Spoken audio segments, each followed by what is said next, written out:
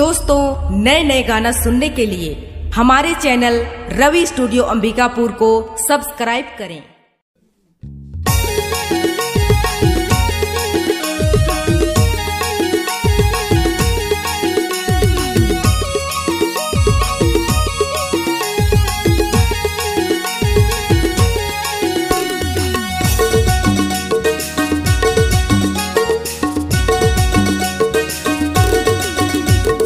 तीरा छुलू परे डामरू चमकेला, तीरा छुलू परे डामरू चमकेला, नांगला हरा मारेला।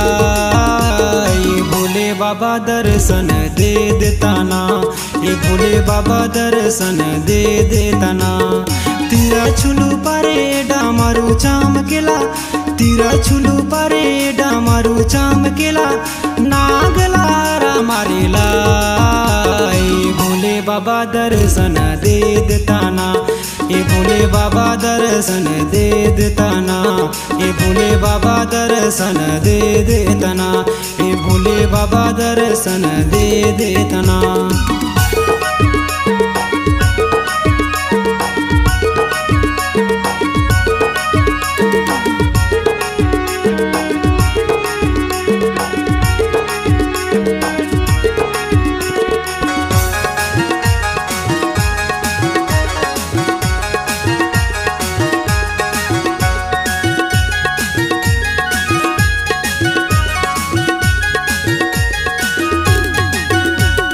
मन करेला में भगत बन जाते, दूर दूर के पुजारी बन जाते।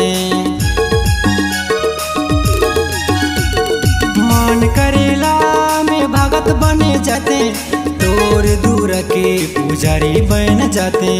अच्छा बहाना है गुरु बनैले, अच्छा बहाना है गुरु बनैले। तीरा छुलू परे डामरू चमकेला, तीरा छुलू परे डामरू चमकेला, नागला हरा मारेला। ये भोले बाबा दर्शन दे देताना, ये भोले बाबा दर्शन दे देताना, भोले बाबा दर्शन दे देताना, भोले बाबा दर्शन दे देताना।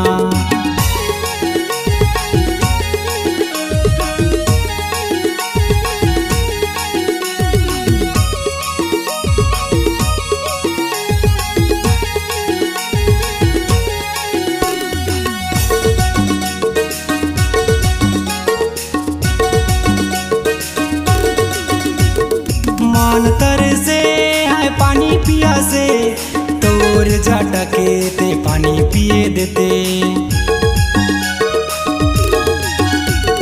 मन तरसे है पानी पिया से, तोर झटके ते पानी पिए देते।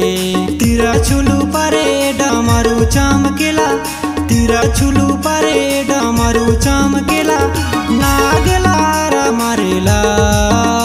ये भोले बाबा दर्शन दे देताना, ये भोले बाबा दर्शन दे देताना, भोले बाबा दर्शन दे देताना, भोले बाबा दर्शन दे देताना, भोले बाबा दर्शन दे देताना, भोले बाबा दर्शन दे देताना।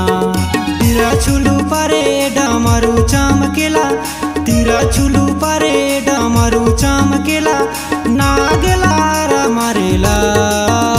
ये भोले बाबा दर्शन दे देताना, ये भोले बाबा दर्शन दे देताना, भोले बाबा दर्शन दे देताना, भोले बाबा दर्शन दे देताना, भोले बाबा दर्शन दे देताना, भोले बाबा दर्शन दे देताना।